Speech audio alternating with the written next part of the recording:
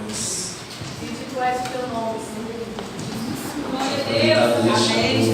pastor Lucas aqui abrir minha Bíblia também no aplicativo, que fica mais fácil, né? Deus.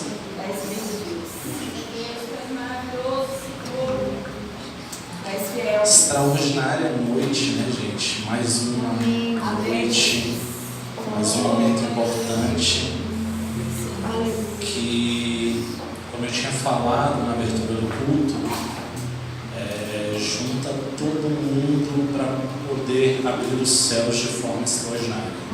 Todos nós juntos tentando, hoje é o 6º dia desta campanha, para aqueles que estão prevalecendo na batalha, com certeza será recompensador. Não só pelo fato, irmãos, de ser recompensador na forma de bens materiais vindo, né? Mas eu creio que a intimidade gerada, as experiências geradas aqui são extraordinárias, são de formas extraordinárias.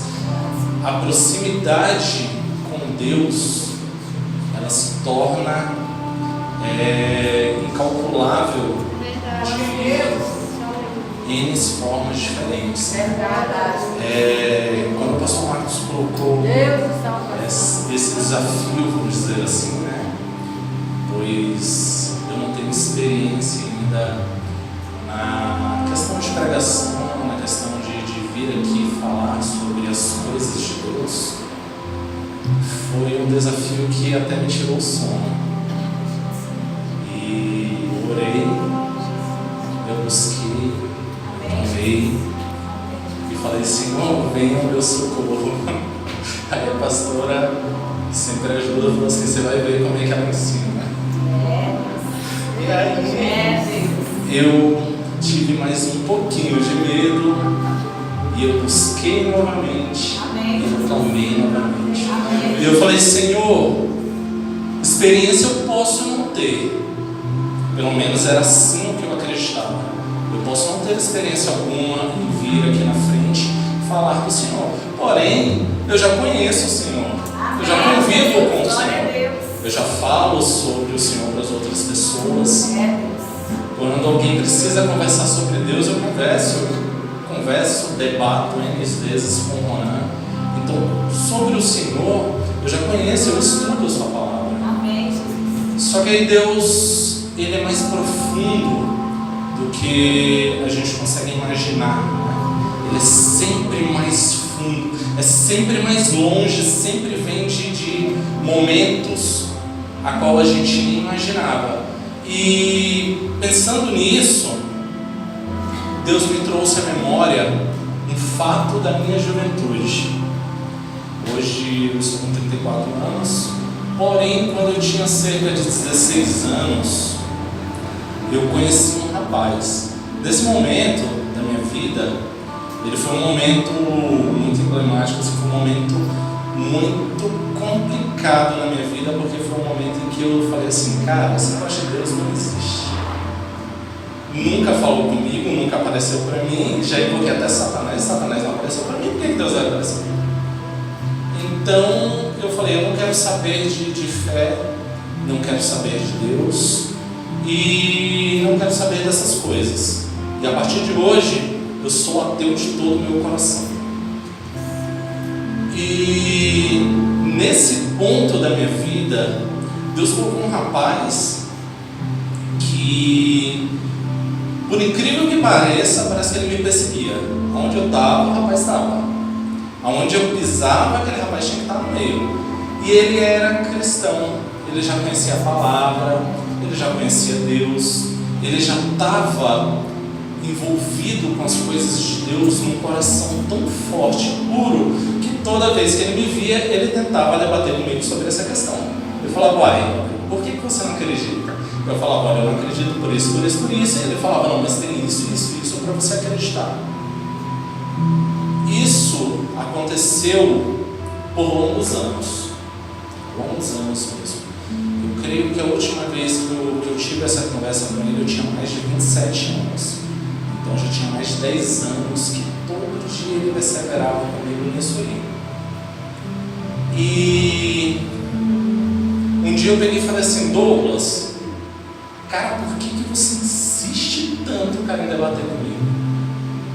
E aí ele pegou e questionou assim, falou: Rodrigo, eu debato tanto com você porque toda vez que você vem com um argumento tão dedicado a provar que Deus não existe, eu me dedico mais a acreditar que Deus existe. Eu me dedico mais a buscar esse Deus e conseguir te provar que esse Deus existe.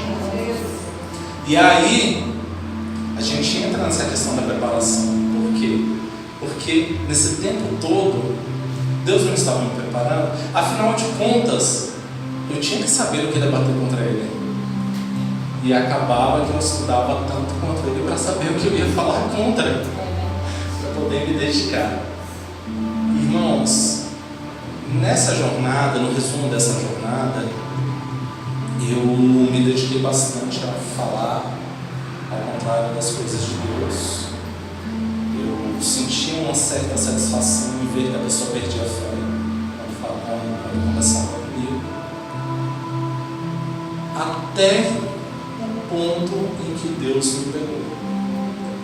Quando Deus me pegou e decidiu me trazer para cá, para este momento, eu já estava num ponto que a partir dali eu só saía a dois caminhos.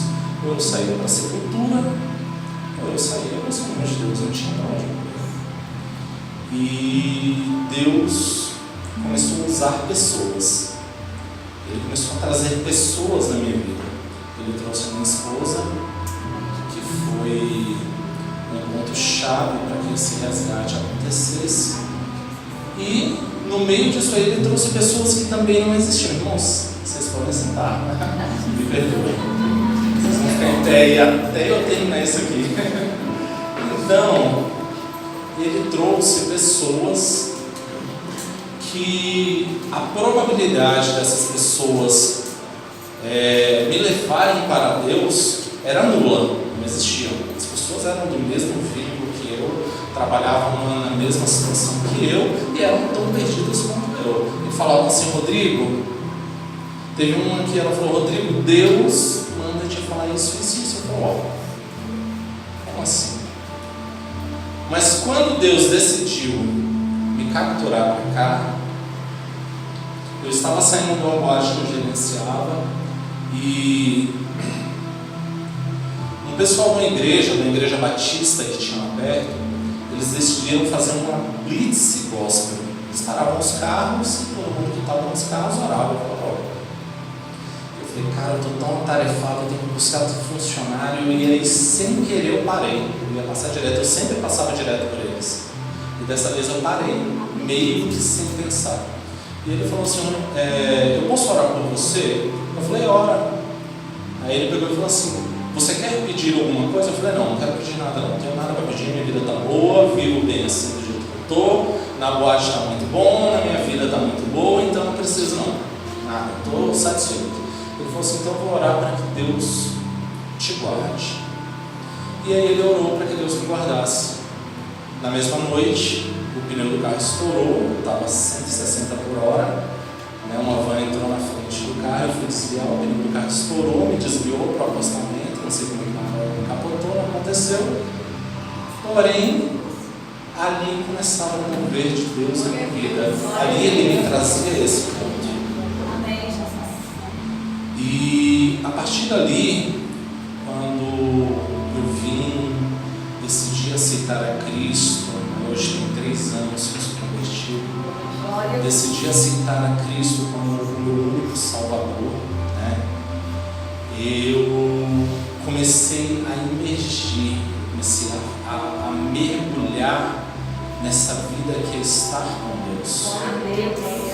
E diante disso teve vários altos e baixos, mas isso é importante, principalmente os baixos. Principalmente aquilo que muitas das vezes a gente deseja tanto no fundo do nosso coração, e Deus dá uma freada e fala: agora não.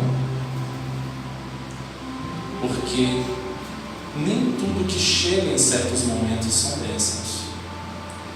Mas para concluir isso aí, e entrando nas maravilhas que Deus fez na minha vida, E um belo dia, eu já estava numa situação. No dia que eu pisei no Planaltina, eu fiquei desempregado.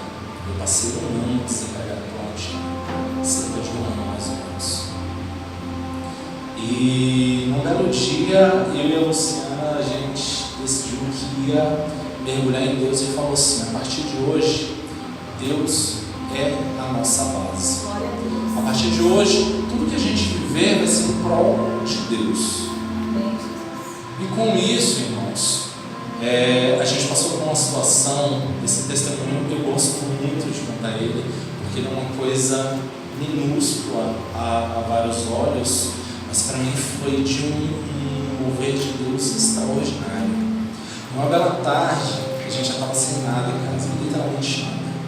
E o que a gente tinha naquele momento eram uns biscoitos, se eu não me engano, e aqueles biscoitos a gente deu para os meninos lancharem. E falou assim: Senhor, agora com o Senhor, a gente não tem nem o que jantar, quem dirá o que lanchar à tarde. Então os meninos lancham e a gente fica bem. Naquele momento a gente estava sorrindo e conversando, eu e ela, glorificando a Deus. E no meio daquela conversa eu falei assim: nossa, como eu queria comer um pão com manteiga, aquele pãozinho quentinho com manteiga e café. Eita Deus, que vontade! Cadê o dinheiro para comprar o pão com manteiga e café? Eu acho extraordinário isso, porque isso não deu prazo da gente fechar a boca. Acho que não deu prazo de 5 minutos que a gente tinha pedido, né? Que a gente tinha nem pedido, a gente tinha falado um pro outro. E aí a pastora Rosana bateu lá no meu portão. Pof, Luciana! E aí eu fui lá, abri o portão, quando eu abri o portão, a pastora Rosana estava com um saco de pão quente, uma manteiga e um leite. Eu falei: Deus, aleluia, Deus é extraordinário. Sabe o que é o extraordinário, irmãos? Foi um desejo minúsculo no meu coração, só que Deus teve prazer em realizar. E isso, ele é tão milagroso que em momento nenhum eu comentei com a pastora isso. E isso quando, acho que foi em Anápolis, mais de um ano depois, eu fui conversar, a gente estava conversando sobre isso e eu falei que esse era o milagre da minha vida. Não era o milagre da minha vida, não era uma casa, não era um carro que eu tinha, não era dinheiro ou bens materiais, mas o milagre da minha vida era aquele milagre. Porque aquilo ali, ele mostrou o cuidado de Deus nos mínimos detalhes. E quando eu estava conversando com ela falou assim, se eu me recordo bem, ela falou que ela tinha saído de casa para buscar o Vitor, e nessa ida do Vitor, ela sentiu vontade de comer um pão da padaria, que era lá perto de casa, o pão do Bolinha. E ela foi lá, comprou o pão, tal, tudo certinho para ela. Quando ela estava saindo, ela escutou falando: leva para Luciana. Não foi, pastor? Eu entrei no carro quando eu ia sair. Você falou: como? Leva para Luciana. Quando ela estava saindo, já estava no carro, compra o pão e leva para Luciana. Ela foi lá dentro, comprou o pão, comprou uma manteiguinha e comprou um leite. E levou em casa. Irmãos, vocês têm noção do que é isso? Se vocês nunca tiveram a sensação do que é um milagre na vida de vocês, isso é um milagre simplíssimo. Isso é um milagre, sabe por quê? Porque milagre, irmãos, não é só cego enxergar, não é só um paralítico andar ou um corpo levantar. O milagre é o cuidado de Deus na sua vida, é aquelas menores coisas que Deus faz com você. E Ele faz, irmãos, desde que você busque de todo o seu coração. Então, para concluir, nós passamos ainda por muitas coisas, é um testemunho muito extenso desde a minha juventude até hoje, porém, vocês percebem que há um prazo para que isso aconteça? Vocês percebem que no meio desse prazo há um caminho a ser percorrido? No meio desse caminho a ser percorrido, há algo a ser feito para Deus. que Deus possa fazer por nós. Então tudo isso, ele é um ciclo até chegar ao ponto do milagre. Certo? Então, para colocarmos isso em prática, isso na Bíblia, vamos abrir as nossas Bíblias em Romanos 12, verso 1 e 2. Glória a Deus. Eu vou na minha Bíblia aqui pelo smartphone, porque as minhas vistas não andam muito boas e eu não consigo enxergar muito bem naquela Bíblia, que a letra é minúscula. Então eu optei pelo telefone.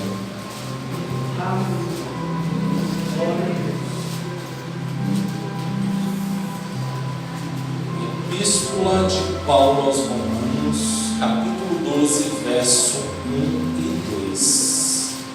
A palavra de Deus, ela diz assim: pois, irmãos, pela compaixão de Deus, que apresentai os vossos corpos como um sacrifício vivo, santo e agradável a Deus, que é o vosso culto racional.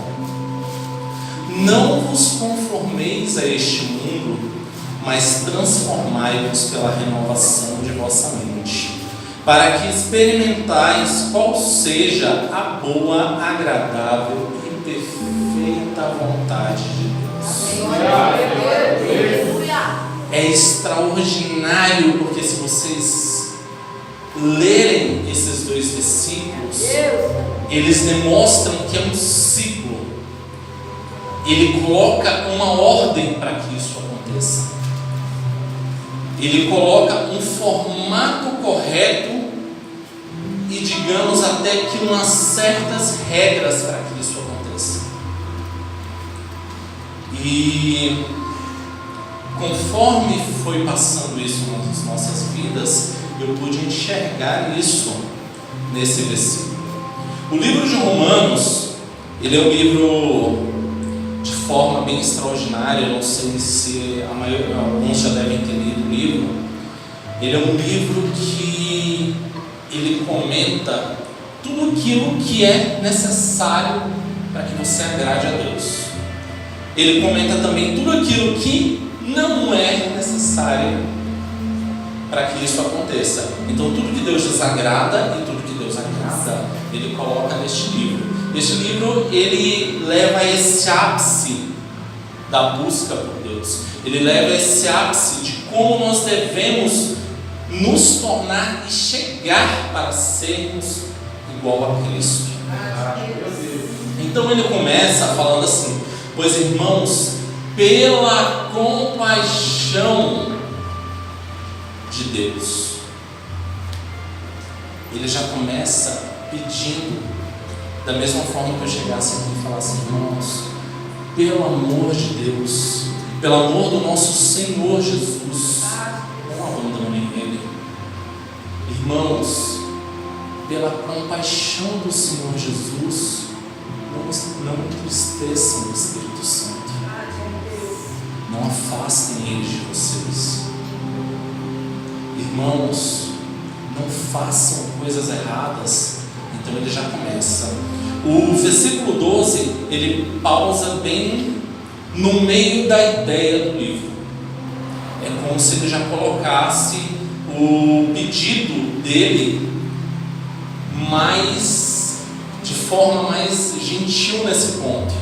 Ele está pedindo para que não façam certas coisas. Então ele continua falando que apresentai os vossos corpos como sacrifício vivo, santo e agradável a Deus, que é o vosso culto racional. E aí ele leva a uma condição um tanto quanto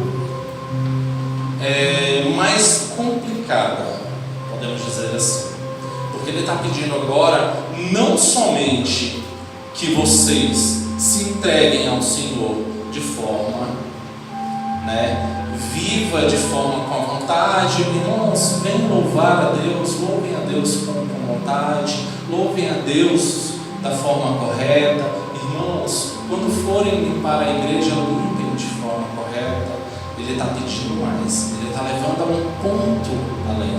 Ele está falando agora que nós devemos ser sacrifícios vivos. O sacrifício, ele não podia ser de qualquer forma.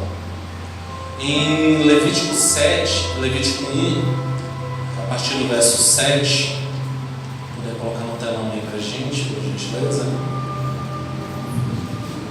Ele dá algumas referências de como esse sacrifício ele deveria ocorrer, de como deveria ser o sacrifício. Naquele ponto que passou o Cristo, que ele se sacrificou por todos nós na cruz, que ele fez o sacrifício, a partir daquele ponto ali, já não tinha mais a necessidade de fazer o sacrifício de animais, de fazer todo aquele ritual, de ter toda aquela questão mais técnica de como ser feita, certo? E passava para algo além daquilo ali, porque passava de algo que era mais ritualístico para algo que era mais intenso, era algo mais de coração, era algo mais de entrega, mais vivo. E quando ele fala em Levítico, ele dá uma certa referência de como deveria ser o sacrifício. Então o sacrifício ele não era de qualquer forma, ele tinha um padrão a ser seguido, e esse padrão ele tinha que ser feito da forma mais perfeita possível, porque se ele não fosse feito da forma perfeita, ele não era aceito por Deus. Então ele falava assim, e os filhos de Arão, o sacerdote, porão fogo sobre o altar, pondo em ordem a lenha sobre o fogo. Já começava por aí. Por quê? Porque ele já falava que até a lenha deveria ter uma ordem. Segue pra gente. Também os filhos de Arão, o sacerdote, porão em ordem os pedaços, a cabeça e o redenho sobre a lenha que está no fogo, em cima do altar. Vocês conseguem perceber que não era de qualquer forma, que existia isso, tinha que ter um padrão para que fosse aceito por Deus.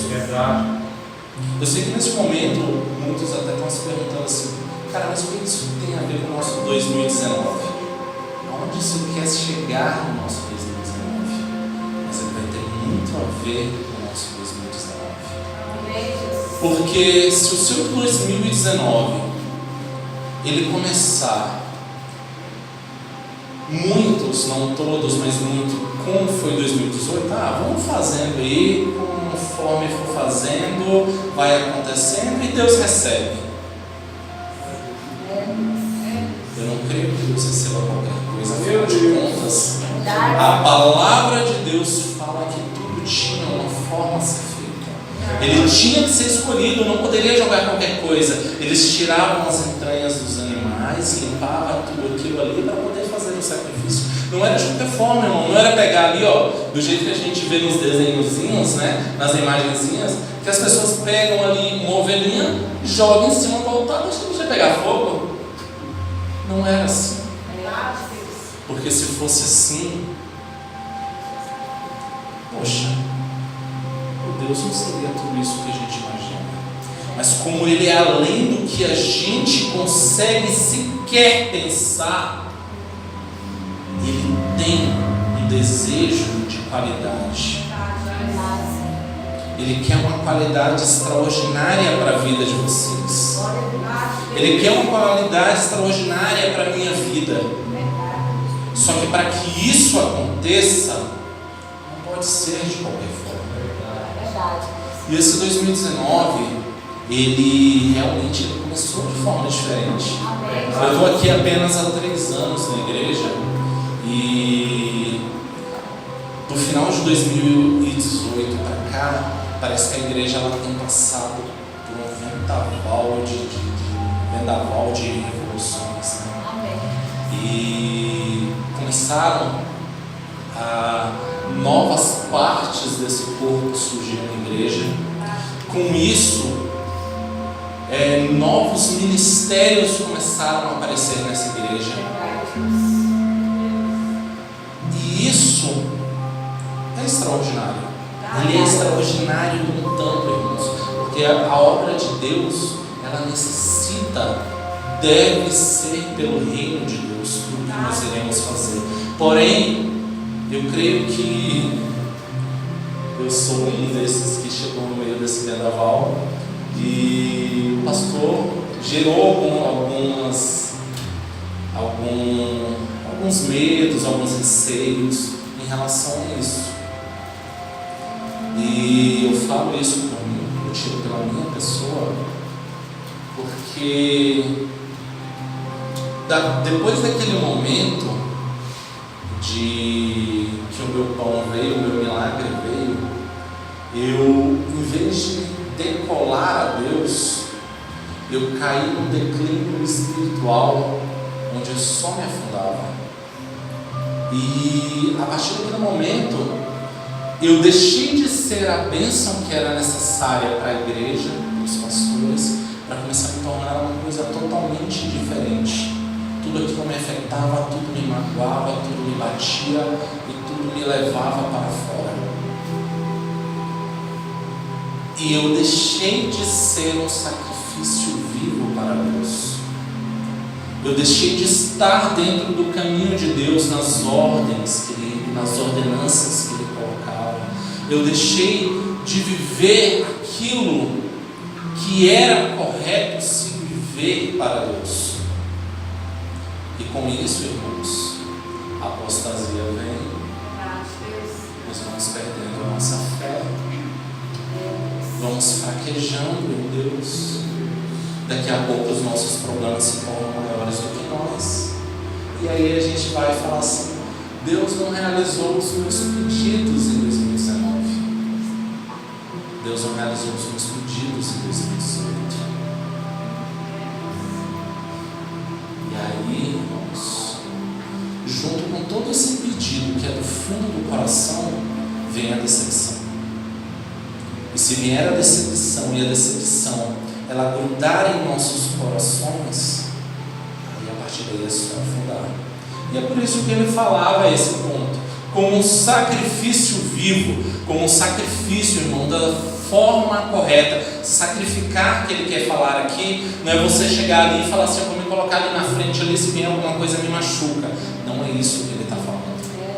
Não é se sacrificar dessa forma que ele colocou, e sim da forma em que eu seguirei os padrões de Deus, viverei a vontade de Deus, matarei a minha vontade, matarei a minha carne e seguirei a extraordinária vontade de Deus. E aí ele nos leva além, né? A partir daí ele começa a nos levar além. Depois que ele faz esse pedido de forma tão enfática, pelo amor de Deus, façam por mim, ele nos leva a mais. Ele fala assim: como um sacrifício vivo e santo e agradável a Deus, que é o vosso culto racional. E aí ele dá uma complicada no negócio aí. Ontem o pastor Lucas ele falou sobre a racionalidade, o perigo da racionalidade e também o perigo de ser religioso demais, né? Entrar na religiosidade. E aqui ele fala isso. Aqui ele fala que o culto racional a Deus ele deve ser entendido.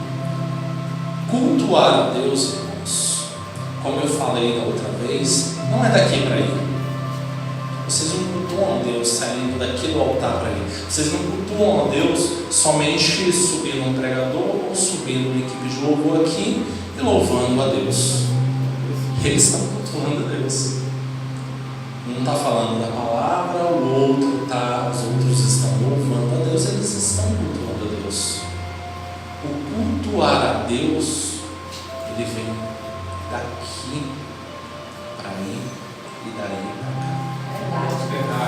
Eles vêm de dentro de nós. Porque se você chegar aqui numa boa noite dessa e falar assim: hoje está muito quente, eu não estou muito interessado, não, eu vou só ficar no meu canto quieto. Não, o louvor hoje, os meninos desafinaram até, cantaram mal.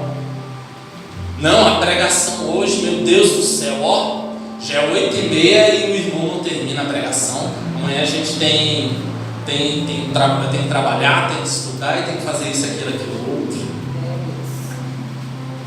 E aí, será que a gente está cultuando a Deus? Será que chega a cultuar a Deus dessa forma? Afinal de contas, eu, ou o pastor Marcos, pastor Rosânia, ou a Sáurea, ou a Renata, quem vai subir aqui, vir aqui falar muitas coisas não faz de forma alguma vocês cultuarem a Deus, porque o culto a Deus ele vem de dentro. O culto a Deus ele vem lá de casa. Quando eu saio de casa eu falo assim: hoje eu estou disposto a levantar, chegar na igreja e falar assim: Deus, eu te amo. Senhor Jesus, eu aqui, olha para mim. Olha para mim, Deus. Toca. Chega aqui, entre meu coração. Eu estou aberto, Pai, a Ti. Eu estou aberto que o Senhor chegue e entre. E o Senhor tome o controle da minha vida. Então ele joga essa ideia. Ele fala que nós devemos ser um sacrifício. Nós devemos ter esse padrão para executar as coisas de Deus de forma correta, de forma bonita, de forma certa, com excelência. E ele fala também que isso deve vir daqui. Não vem da pastora Rosânia subir aqui e louvar. Não vem da pastora Rosânia chegar aqui e cobrar os meninos do louvor para que eles possam fazer com excelência. Não vem. Não vem do pastor Marcos chegar aqui, toma chibata. Não vem. Porque o culto, ele vem daqui. O cultuar a Deus, ele vem daqui. Irmãos,